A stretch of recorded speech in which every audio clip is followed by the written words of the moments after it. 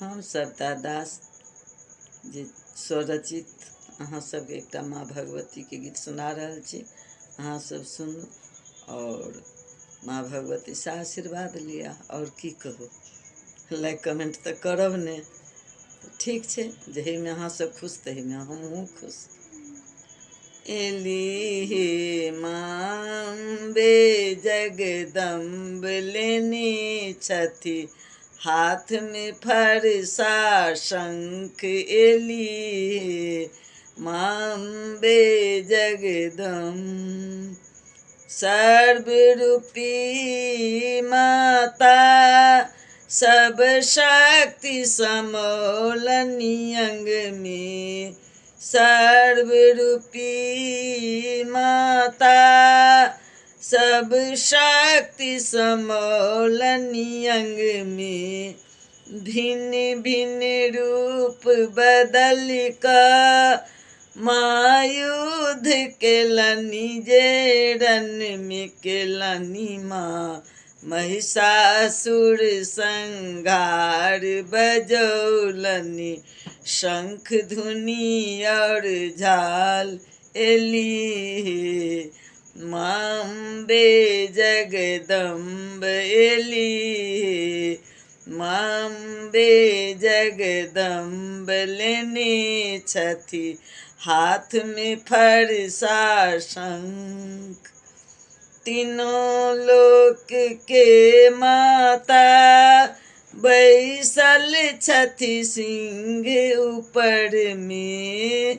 तीनों लोक के माता बैसल छथि सिंह ऊपर में।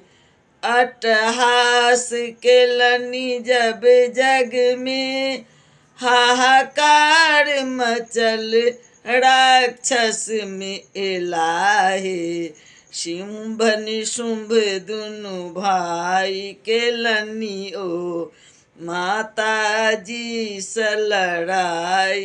एली हे माँ अम्बे जगदम्ब भ्रिकुटी तनल मैया के दुनु आँख जे लाले लाले। भ्रिकुटी तनल मैया के दुनु आँखि जे लाले लाले।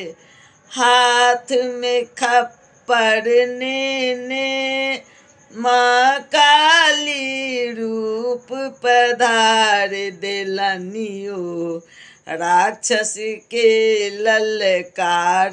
अरे दुष्ट मृत्यु एलौ तोहार। एली हे माँ अम्बे जगदम्ब लेने छथि हाथ में फरसा शंख। एली हे माँ अम्बे जगदम्ब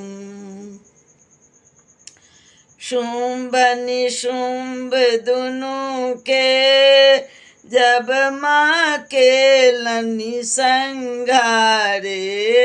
शुंभ निशुंभ दुनु के जब माँ केलनी संहारे। प्रसन्न भेला सब देवगण जय जयकार केलनी मैया के केलनी माँ। सबके जे उद्धार कहै छथि सविता बाजी गेल झाल। भेला सब देवता गण खुशहाल। एली माँ अम्बे जगदम्ब। एली हे माँ अम्बे जगदम्ब लेने छथि हाथ में फरसा शंख। एली हे माँ अम्बे जगदम्ब।